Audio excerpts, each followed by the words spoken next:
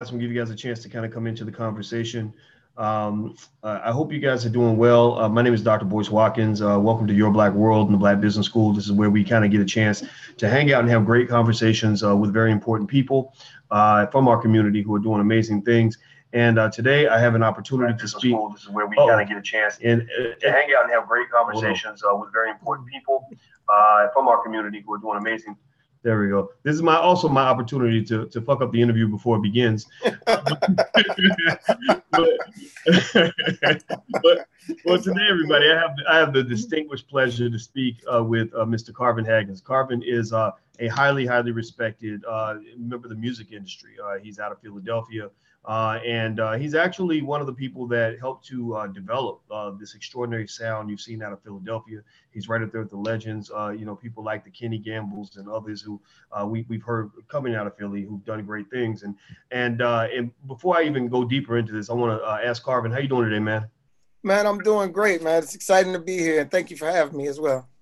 Yeah, brother. It's so good to have you. And I was about to start trying to name people that would be considered your contemporaries out of Philly. And the names that came to mind would be like, the Jill Scotts and stuff like that. But I didn't do that just out of respect, because I kind of feel like I shouldn't even try to contextualize your career without, really understanding it the way I should. And I know you've done great things, but when people compare you to other people in the industry, what names kind of come to mind in terms of people maybe out of Philly or otherwise that you sort of worked with and done things with? Music Soul Child, is that a name? Yeah, Music Soul Child was my discovery. The idea, the creation of his sound and everything was all on me. And then later on, my partner Ivan and I kind of moved the sound along. But we've been involved with everything from Jazzy Jeff and Will Smith to Darius Rucker. So we're kind of all over the board. Wow. Yeah. And I remember, Michelle had mentioned the word Grammy when she said your name. Now, yeah. what was your relationship then? Like, did you win a Grammy or? Yeah. So I won 2 Grammys, one with Jill Scott and the other one with Lil Wayne, which is funny, but he sampled one of my records. Yeah, he sampled one of my records and it just happened to be on that Grammy Award winning album. So. Wow. Now, what year did you win the Grammy with Lil Wayne? I think this is on Carter 2. I think that's what it was. Really? Yeah. Okay. So by that time, had you done? I remember you had that platform, Rage Against the Ratchet, where you were kind of taking music. Were you involved with Rage Against the Ratchet at that time when you got the? We was right on the brink of it. We was, right. It's like you can't really champion this Grammy. Damn. But ouch! Oh man! Yeah. Wow. So how did that feel? On one hand, your work with Lil Wayne gets recognized, deservedly so. But on the other hand, you're having these issues with the music, and it's kind of like if toxic gangster rap is a gospel, Lil Wayne was like the mega pastor of right, like especially at that time. How did your relationship with him and his crew kind of evolve just with the position that you were taking? I can imagine that. You know what? We never really had a major interaction. So it was like they sampled my record, whatever company we were under, which was Universal, cleared it. No one kind of ran it by myself or my partner who created the record with me. And it kind of just was done. So, and what's funny is I didn't even know that they had did the record. Like someone called me and was like, Carvin, do you know Lil Wayne sampled your record on the Carter or whatever? I'm like, really? Like, yeah, you that record is doing really big. I'm like, wait a minute, I got to go do the research. And when I did the research, I mean, the song is called Prostitute, first of all. Right. But here's a good thing. So they took the bridge of a record that I did with Music Soul Child, You and Me Against the World. And the song, and the bridge says, I wouldn't care if you was a prostitute and you hit every man that you ever knew. It wouldn't matter if that was before me and you, as long as you keep it real. So it's almost like a plea of saying, listen, I don't care what you did in your past. We're together and it's you and me against the world. So he took the bridge of the record, used that as the hook of the record, and actually wrote a good song, a man to his woman, basically saying, listen, I don't care what your lifestyle was before us, I still love you. So but it was surrounded by the rest of the garbage and everything else. It was surrounded by the bees and the holes and and everything else that I was fighting against. So it's like, damn, well, you know. Wow. That's all. That is the contradiction that is Lil Wayne, right? That Right. he's super talented. Right. I don't think you could take that away from this man, and I Right. think he knows music. Yeah. I mean, he knew how well your sample or your song would fit into what he was trying to do. So it's almost like that's a type of respect. I see that as a sign of respect. That Yeah. he heard your sound, he liked it, and he incorporated it in his music to make a good song. But on the other hand, it's almost like you have this beautiful gift, this beautiful talent, and you flipped it into something that is very harmful to lots and lots of your own people, and you have to be held accountable for that, right? Absolutely. Absolutely. Yeah. So let me ask you this, man, about in terms of entertainment. One of the things I wanted your take on, because you and I are working on a project right now called Black Capital, which is a great show. Peter Parker is the director. Jay Ortiz is the star, along with a brother named Darren. I don't have Darren's last name in front of me, but a lot of great people are involved with this project, and Yeah. you're doing kind of the music for Black Capital, which excited me because I know how good you are at what you do. Um, in the midst of this, we started seeing this story about this guy from the Cosby Show. It was Jeffrey Owens, I believe that's his last Yeah. name. And this brother, they saw him, they caught him working at Trader Joe's, and it was surprising to a lot of people because Jeffrey was he played Elvin on the Cosby Show. He played the husband of I think not Denise, but Sandra, one of the Yes, daughters. Henry. Mm-hmm. And so, in fact, I'm gonna try to pull up his image working at Trader Joe's. They kind of got people to shaming him. So, everybody's going crazy. Everybody's like, "What happened? Why? How's this guy? Who's on the Cosby Show now working at Trader Joe's? Like, what's going on?" And then you saw like kind of the backlash where people were coming back and saying, "Stop making fun of him. Stop attacking him. What he's doing is honorable." When you saw this kind of go down, what was kind of going through your mind? Yeah, it was like again, I was torn with that, just looking at it as, okay, why do this? Why is this news, right?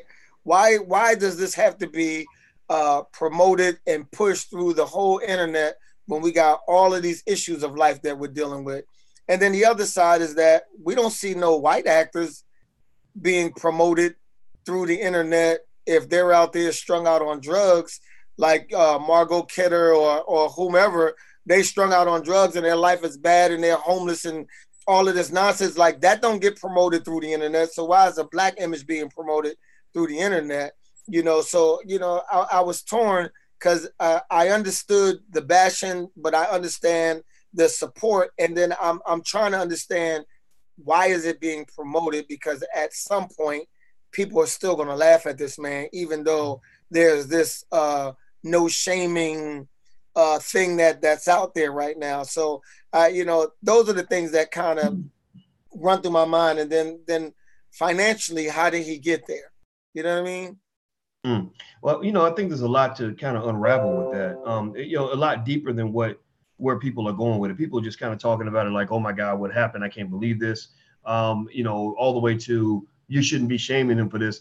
But I think when I started thinking about 4 or 5 other angles to this that I think would be worth talking about. I mean, first of all, when you talk about shaming, I think the non-shaming idea or belief applies to mostly white women. White women are the ones who I think earn the right to not be shamed in their minds. But I think when it comes to black men, they shame us all the time.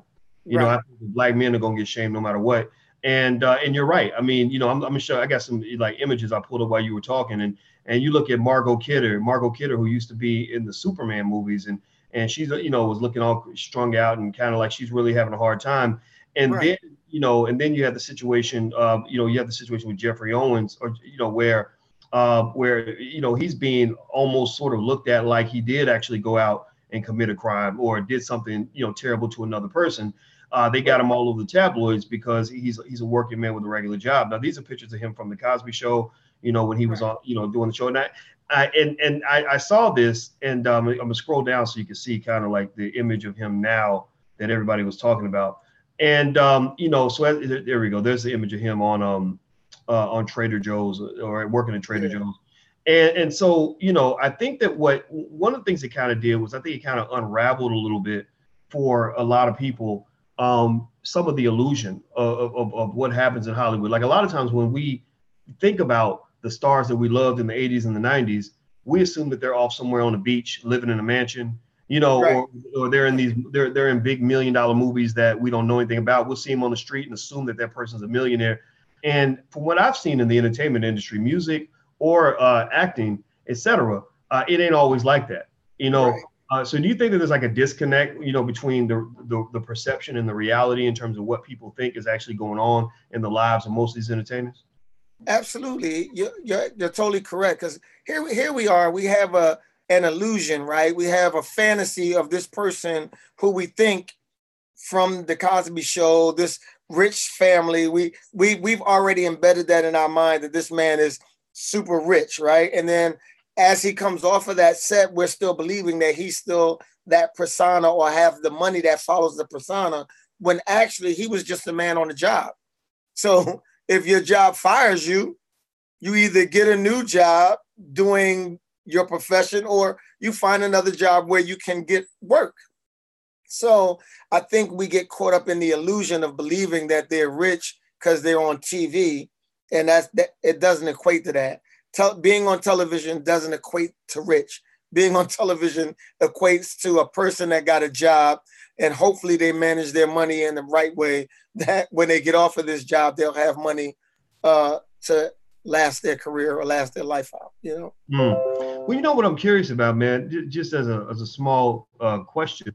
I wonder, what do you think that he was earning like during that time on the Cosby Show? I mean, do you think that he was really earning millions of dollars, or do you think it was a few $100,000, or what do you think an actor like him would have even been expected to receive for being on a show like that for as long as he was on there? Right. I'm not sure how many seasons, but of course it gradually changes. Some artists start at 10,000 a week per episode. It's 10,000 per episode. So that would be 10,000 a week. You do 13 shows. That's $130,000 for the year, which is relatively okay. That's an okay living. But for LA, you're actually, that's still working class. That's not rich, because you're going to be paying the cost of living in LA is so expensive. $100,000 a year won't really get you the mansion and the yacht, right? That's $100,000 a year anywhere won't get you a mansion and the yacht. But throughout the years, he may have been making 20 to 30, and all this right now, I'm just making this up because I have no idea. But you know, he may have, if we roughly say 25,000 per episode, he may have been making that. You know, and again, I may be overshooting or undershooting, but the show was a big show, and I'm sure everybody on there was making it team. You don't have the right money management team if your parents are the ones that's co-signing and getting your check, and they don't know how to manage money. They're probably spending it as well. So they're, you know, in terms of defining, you know, what you do in the music industry. Well, geez Louise, I'm a songwriter producer. I do engineering, but I also do movie scoring, music supervision for movie and television. Also, I own a couple of businesses. I'm also an author. So yeah, I'm kind of doing it all. And a strong black man. He actually had a platform they called Rage Against the Ratchet. And the way we actually got to know each other was he was actually one of the few people I saw out here really publicly speaking against kind of what's going on with music and what it's doing to our kids. And I thought it was really powerful that you were doing that, because a lot of us, you know, a lot of people just, I don't know, are either distracted by the music or don't have the platform or just are kind of going with the flow. I thought it was really important that a black man who was also in the industry was sort of speaking to what, you know, what's kind of going wrong with music, you know, how this beautiful art form was taken and used as kind of a weapon of mass destruction. Can you tell me about Rage Against the Ratchet? You know, and I was going to ask you another question, a couple questions about the Jeffrey Owens thing, but tell me about Rage Against the Ratchet and where that concept came from and why you were so passionate about it. Well, you know, we actually still are passionate. We're just doing it a different way.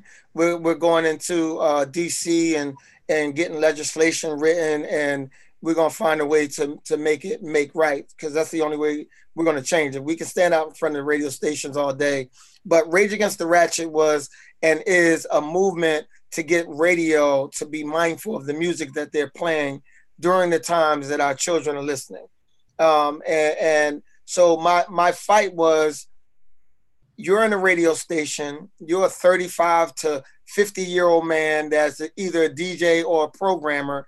You hear the content of music that's being played to the urban market, but not to the pop market or the country market. You hear this music and you have the power to say, yo, we should play something different, and you choose not to. So my issue was, at what point do you wake up and say, damn, I'm killing my people? And you know, some people I talk to believe, oh, this is not real. This is not, no, it's the parents. It's like, come on, man. Music is the most influential thing there is. Over movie, over television, music is the most influential, and you never forget music. Mm-hmm. It just doesn't go away. And for our people, when we see those images, we emulate and imitate those images because we think those are the images of success. Now, when the white kids or whatever kids hear it, we don't look like them. So they can look at it as a form of entertainment and as a form of, to me, cooning. And they get a chance to coon with us while when we're not around. They can say the N-word and be as black as they want to be. They can have their black face in their own private home amongst their friends. And I just think it's crazy that we as adults are condoning it all because of the income. So it's almost like the new drug trade, you know, the new drug hustles. Like my son's selling drugs and killing everybody, but we making enough money to maintain, so it's okay, you know. Well, you know, I tell you what, brother, what really is fascinating to me is that I'm really disappointed, you know, that in this industry where so much of this poison is being kind of pumped out on a regular basis. And that, you know, a lot of the leadership in the industry actually comes from a community that were victims of the Nazi Holocaust. And you know what I'm talking about, you know, you know, and one of the ways that they were exterminated and put in those concentration camps and these prisons, et cetera, was because you had a person that was spreading a mass message of genocide to millions of people. He was pumping out through the airwaves a message that said, these people are less than human. These people deserve to be killed. These people are not as good as you. These people are worthless to all humanity. And that's what ultimately led to their mass extermination. You know, so words have power. Media has power, right? They're smart enough to know this. That's why they work so hard to control the media, so they can control the narrative about their own people to make sure they didn't have to go through a Hitler type situation again. So you fast forward that and you see that Black people are the number one people being sent to the American concentration camps called the penitentiary, the American prison system. We're the ones who are being killed on the streets by the cops and by God knows who. Everybody wants to kill a Black man. Even some Black men want to kill a Black man, right? The drug cartels are killing Black men. Everybody's trying to kill a Black man. It's not safe in this country to be a Black man because everybody wants to exterminate you. And much of that message of genocidal extermination is being pumped through the airwaves by the very same people who were victims of that same behavior from Adolf Hitler. So I think that, you know, that they're challenging them and kind of saying, like, wait a minute, hold up. Why is it that that an artist can't say anything derogatory about you or your people without being punished? Because you know what you saw what happened with Michael Jackson when he tried it, right? But and Public Enemy. Exactly. There you go. But yet, you know, anything that comes out of their mouth about a Black person is acceptable and fine and okay and grade A stamp of approval. I think that's a problem. Yeah, that's a problem. It's a major problem. Yeah. So okay. So let me ask you this. Let's talk about a little bit about the you know, entertainment, the facade of it all. And we're going to talk about Black Capital too, the new project that we're working on, because I'm super excited about that. Okay. So with the Jeffrey Owens thing, you know, the guy from the Cosby Show who played Elvin, Sandra's husband, who was seen working at Trader Joe's. You know, I watched this, right? I watched what kind of went down. I saw him at first being shamed, you know, for working, you know, as a grocery bagger after having all this success. Part of me obviously felt that, you know, okay, it's nobody's business what he's doing. It's his life. Leave him alone. But there's another part of me also that didn't feel sorry for him, because I said, well, you know, that comes with the territory, right? When you become a public figure, you know, very few things are off limits. It's just going to happen. You know, if you don't want it to happen, don't become famous, right? You know, because they're going to hold you to a different standard. you know, and then I saw this interesting and deservedly so, this strong response from people who said, look, this man's earning an honest living. He's not out here committing crimes. He ain't out here hurting nobody. Leave him alone. He should be proud of the fact that he's earning an honest living. But that response still wasn't enough for me. And I'm gonna tell you the reason it wasn't enough for me, and I want to get your take on this because I think you're an example of what I'm actually referring to. Is what the reason wasn't enough for me was because I say, wait a minute, this brother went to Yale University. You know, it's hard to get into Yale, you know, especially as an actor. It's one of the best acting schools in the world. You know, he's been on top of the world. He's made lots of money, maybe millions of dollars, been on the biggest platform out here. I don't think there's a lot of dignity in going from that to being a grocery bagger. I mean, you might still be a good human being, but you're still a little embarrassed. Most men will be a little embarrassed by that. And it made me think about the shortfall of that occurs when you have so many young Black people who dedicate their lives to entertainment. You know, like I'm going to be a rapper no matter what. I don't have a plan B. I don't want to learn how to read. I don't want to learn how to start a business. I don't want to have any other skill other than what it takes to serve enough white folks so that they'll eventually give me a check.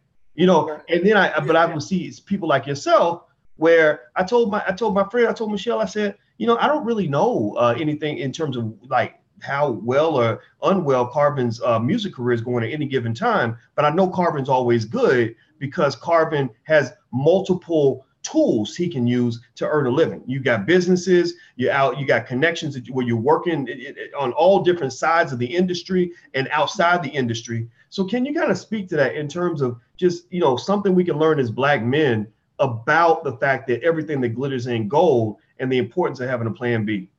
Right. So two things, right? When I got into the business, I did not have a plan B at all. I just wanted to do music, right? But as I started making money, I started watching other people who I thought was successful. So Will Smith was always like an eye shot away. And it was just like, why is Will so famous and so rich, right? So Will was a rapper, and now he's an actor, but not only is he an actor, but he owns a movie house. And at the time, Overbrook wasn't making movies yet, but it existed, right? So he had a movie house, and then they did a television show, and I'm like, well, he's owning businesses. So if my music is going to get me the money and grant me access, then I'm going to use the access to parlay that into business ventures. And so I used that same business acumen that I saw Will using and did the same thing. Introduce myself to people, meet people, talk to people who are way more successful than me and talk about their success and have them explain to me how they got to be that successful and the things that they went through to get that. And with that, I just applied all of that information and started finding what will work best for me. So maybe if I become a studio owner, then we can own the budget of the artists that we have, right? So if the label's going to spend $500,000 on an artist recording budget, and I got the studio, then we get the $500,000, right? We may do the work in 1 month that'll cost us $15,000 for the month. So now we have that left over to divvy up and pay the artist and pay everybody in the company. So that was the first step. And then it was like, well, they're flying me to LA all the time and they're giving me rental cars. So you know what? I'm going to start my own agency. And it was called Executive Suites. And basically I got a house in LA. I got a car in LA. And when they booked it through Executive Suites, and they just booked my house and my car. So I benefited from that. Say, okay, well, if you bring me out to LA for a month, I'll be able to pay my mortgage for 6 months, right? And my car note. So that was the mindset. So I didn't have to continue to spend money. At no point was I spending money. I just was trying to be wise on how to keep the money and then make more money. So with that, I looked more into, all right, what businesses are booming? What's happening? And then one of my friends who's a billionaire, he and I was talking. I was like, well, how did you get to be this rich? And he said, delegation. And I was like, delegation? What do you mean? Please explain that word to me. You know what I'm saying? Because I know what delegating means, but delegating never made billions, right? He was like, well, he said, I met some guys straight out of college who wanted to open their own dentistry. He said, so I bought the building, I set it up, and we created a partnership. And they just paid me half, and they had the rest of the building to do what they wanted to do. It's like, wow. And he did that starting with that. Then he did a laundromat and a couple of different businesses where he just put the money up and fronted it and benefited half from whatever they were making. And that's the way he made his billions. It's like, wow, okay. Wow. You know, and what you just said reminds me of a quote I heard from a billionaire. I didn't know the person. I just saw some guy. I saw the guy on TV, and he said that becoming a billionaire is not about what you do as far as hard work. It's about what you get other people to do. You know, and basically delegation. You know, you delegate. You know, and so I actually had to kind of go through my own slave mind withdrawal process where I grew up just thinking if you want to get ahead, you got to work hard, put more hours in at the job. And I still believe in hard work, but I actually had to kind of reverse that thinking a little bit and force myself when I would get the urge to do something myself. I would stop myself and say, no, boys, you need to delegate so you could be over here doing the stuff that really matters to the business. You can't do everything in the company and be the secretary and the marketing manager and the travel agent and the CEO and all of that at the same time. You delegate. You know, don't try to work 80 hours a week, work 800 hours a week. Because if you delegate properly, you can actually get a whole lot more done. And I thought that was great. And I love what you said about Will Smith, man, because I have a tremendous amount of respect for that family. I've never met Will, but I've talked extensively with brother Harry, who's out in LA. Yeah, that's my guy. Yeah, good dude, man. And this guy, I mean, they're so smart. Like you know, I only had to talk to him for 10 minutes to understand why their family is so successful in the industry and why they were able to take, you know, what they were given and turn that into something 10 times grenger. You know, it's all Harry about. Tell you that Will pay for his school? Will Harry to go to school? Yeah, Will pay for Harry to go to school for finances. Wow. Will was like, yo, you're going to handle my money. So I'm paying for you to go to school to handle my finances.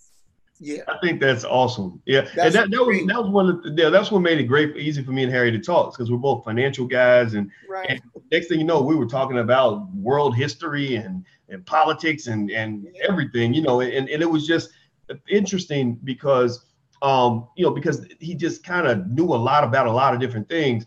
And it was really weird talking to him because he looks just like his brother, you know. And that's kind of true. But you know, but I think that people can learn from that, and I'm really happy that Will has embraced and engaged social media so much because the guy has a lot of wisdom he can share. And actually, now that I think about it, one of the things he actually said a long time ago about relationships actually stuck with me. I remember I get a lot of advice from TV.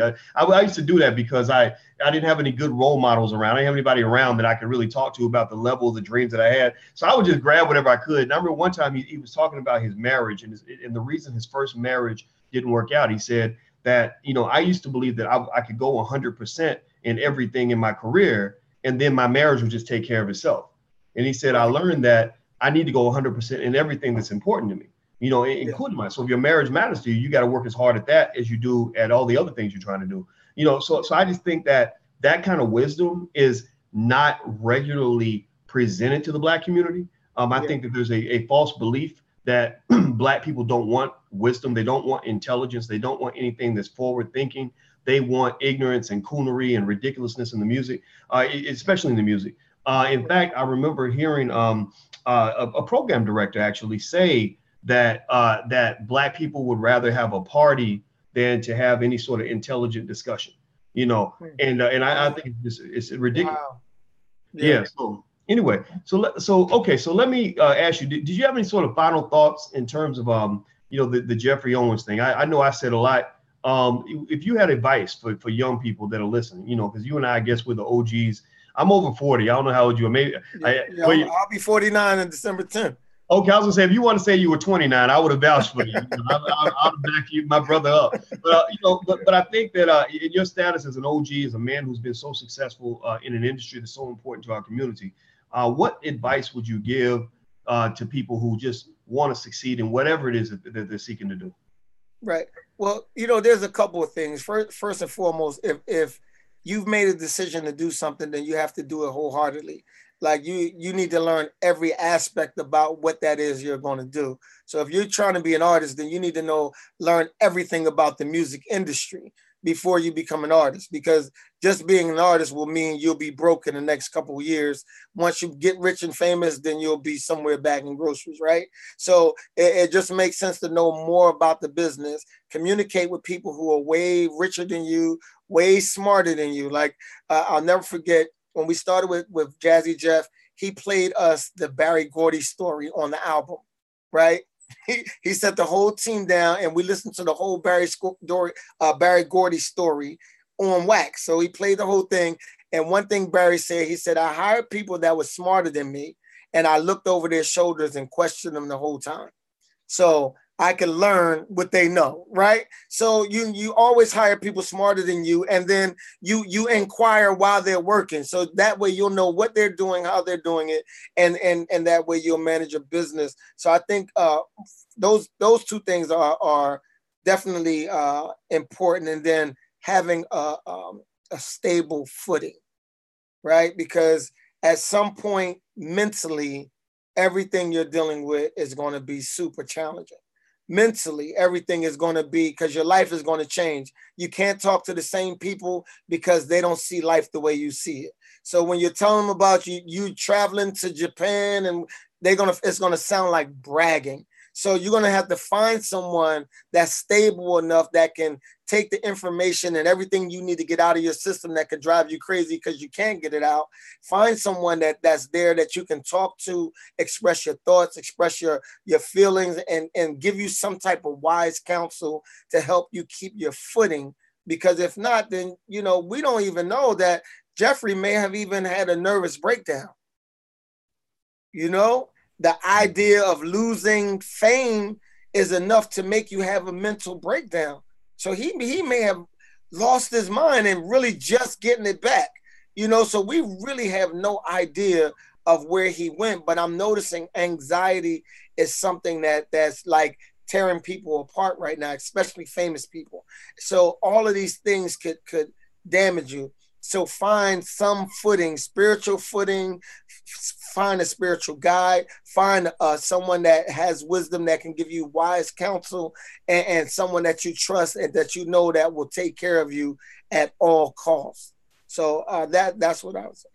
Wow, man, that was you know what? I was asking for $5 worth of information. I'm about to give you a refund because you gave me about $10,000 worth of info just now. I mean, that was very thoughtful, man, because that piece about, how fame can drive you crazy.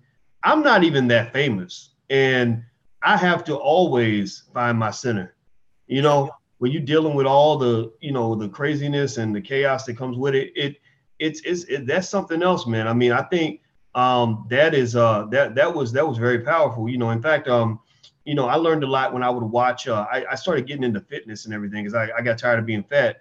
And in my journey, I started studying watching like these Ironman triathlons, and I said, how can somebody swim 2.5 miles, ride a bike for 112 miles, and then run a marathon, right? I'm like, what, and what I learned was that, that there's a mindset that the people in that space have where it's like, no matter what's happening, you just keep going. Like you just keep going. You just don't stop. Right. I get on the treadmill, I start running, I do about 4 or 5 miles. I'm bored. I don't enjoy breathing heavy and all. So I'll be like, man, I got to quit. I'm walk away, but they'll just kind of keep going despite whatever's happening. And I think that there's something to be said about that. People who actually tend to do those types of things tend to be extremely successful at everything they do, because that mindset, just that stubborn belief that you are supposed to just continue, keep moving forward. You got knocked off balance, you recenter, and you just keep moving. I think that's literally one of the most important factors in success, at the end of the day. Yeah. So let me ask you this, man. You and I working together on this project called Black Capital, directed by Peter Parker, which is a hell of a show. Jay Ortiz stars in it. It's very Philly. Most of the cast and everybody's out of Philly, but it's very good. It resonates with everybody. Everybody's seen the trailer, loves it. In fact, I'm actually doing a screening of it for the Black Business School students really soon. And you're doing the musical score. Can you tell me about, your experience with Black Capital in terms of what you're sort of seeing with the show as of this point. You know, first of all, I got to give you kudos on this show because it's fantabulous. Like it's really really dope the way you're interjecting the idea of finances in the mind of those who are looking for success, and you're showing that the importance of your success is based around finances, and you're going to have to get finances one way or another. But if you do it the right way, it'll always end up the right way. But if you do it the wrong way, then you're going to end up in a bad position, right? So it's like all of this drama, great storyline infused with this knowledge that it's almost like putting a vitamin inside the food. You know what I'm saying? You're going to eat this up, and before you know it, you'll be thinking different and won't even know that you're thinking different. So needless to say, I had to be involved once I saw the way it was going. I was like, this is ingenious. So when it was brought to me, I'm like, whatever I can do to help the music be the third character in every scene, then that's what I want to do. So I'm excited about this project, man. Wow, thanks, man. I appreciate that. You know, it really was. To me, it was always just a natural connection because I see so many young brothers out here that, well, what's the number one thing they're trying to do? They're trying to get ahead and get money. You know what I mean? Like that's it. Like you ask, well, what are you on? I'm on this paper chase. I'm chasing this money. I'm trying to get, so it's like, okay, so let's talk about that. Let's talk about the different methods that we use to get money. Are we trying to be a pro baller?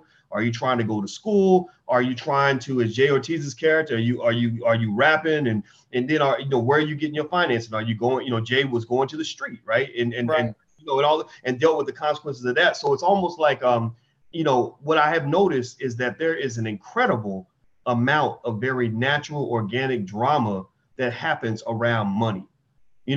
Most reality shows, even the most interesting reality shows out here, money's somewhere in the background. People pretending to have money, and they, women throwing wine on each other inside a mansion, you know what I mean? Or somebody getting killed over money. Like money drives so much of our decisions on a day-to-day basis that I think it's critically important for us to at least understand it. Because then if you understand it, you know where it's at. If you know where it's at, you know how to go get it. And then when you can go get it, you have freedom. You have all these other things that come with having the money that are connected to you living the life you want to live and being free, whatever it is you're trying to do. And so, by the way, I want everybody to know you're actually allowing people to submit their music, right? Like send this stuff over if you want to be part of the score. I'll give everybody the email address. If you are an artist and you want to, your music considered as a part of Black Capital, write down this email address. It is manager@boycewatkins.com. That's manager@boycewatkins.com. So some of y'all are either artists or maybe people who are artists. We want to invite the community to be a part of this. Eventually, we'll also do calls for actors and actresses that want to be a part of it as well. We have a lot of big plans for the show, and I'm excited and honored to be a part of it too. So I'll give you the email address again. It's manager@boycewatkins.com. Now, Carvin, I know you got a busy day, brother. I want to ask you another quick question, man. If people want to get in touch with you and find out about the great work you're doing and everything else, what platform do they connect to in order to reach out to you? Well, I'm pretty much on everything: Facebook, Twitter, Instagram. Just my name, Carvin Haggins, CarvinHaggins. And then, of course, they can go to my website, which is carvinhaggins.com, or they can go to Ethical Music Entertainment, ethicalmusicent.com, and that's the record label. All right, ethicalmusicent.com. Everybody, this is Mr. Carvin Haggins. And by the way, Carvin, if I'm not mistaken, you're rolling through the All Black National Convention, right? It's in Philly. Of course I am. Yes, sir. Yes, sir. All right. Okay. So if you want to meet Carvin in person, along with Mr. Kenny Gamble and others who partner with us on the convention, Dr. Claude Anderson will be there. Jay Morrison, who raised $12 million with the Tulsa Fund, will be there to talk about how he did that. We're going to have business specialists. We're going to have relationship experts. We're going to have all different kinds of people there to just give you 100% of unapologetic Blackness over a 3-day period. It's the best family reunion you'll ever go to. If you want to learn more, it's going to happen in Philadelphia at the end of September. You can go to allblacknationalconvention.com. That's allblack nationalconvention.com. On that page, you can also see where you can join the live stream if you can't make this year's convention. Also, there's a link if you want to be a vendor. If you want to go there and make money, there are plenty of people there that are ready to buy black, that are committed to it. iBuyBlack.org is our partner in Philadelphia, our partner for life, really. But they're partnering with us on this convention as well. And so the whole goal is to talk about buying black, supporting the community, and building strong, independent blackness for the future so that our children can be greater than we are in every single way. So thank you very much, brother. It was a pleasure speaking with you. Yep. Thank you very much as well. Like I said, it's always great talking to you, and it's always great being here, man. All right. Yeah, it's great talking to a real black man. Yes, got too many fakes out here. We need some real men on the forefront. So right. All right, man. Well, you take care of yourself, man. And everybody who's watching, I'll see you guys soon. And I'm out of here. And you have a great day. And we'll see you guys real soon. Peace.